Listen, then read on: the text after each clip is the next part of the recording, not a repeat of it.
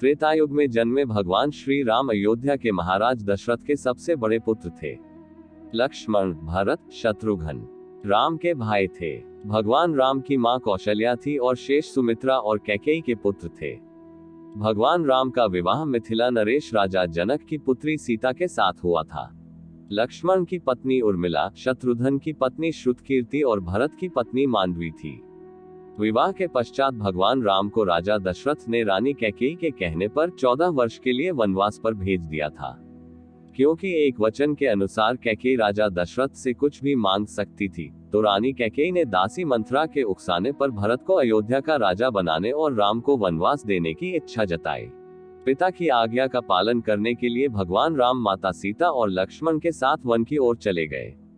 वनवास के दौरान भगवान श्री राम ने देश के सभी आदिवासियों और दलितों को संगठित करने का कार्य किया और उनको जीवन जीने की शिक्षा दी।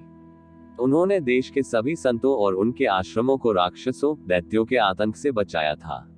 अपने 14 वर्ष के वनवास के दौरान भगवान राम ने भारत की सभी जातियों और संप्रदायों को एक सूत्र में बांधने का कार्य किया। चित्रकूट में रहकर भी उन्होंने धर्म और कर्म की शिक्षा दीक्षा ली।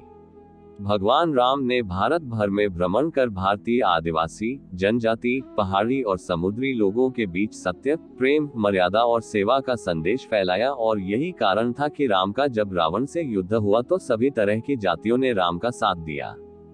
दोस्तों, भगवान राम के जीवन से हमें ये शिक्षा मिलती है कि हमें सबको साथ में लेकर प्रेम से मिलजुल कर रहना चाहिए और हमें हमेशा सत्य, प्रेम और मर्यादा का पालन करना चाहिए और गलत के खिलाफ आवाज भी उठानी चाहिए।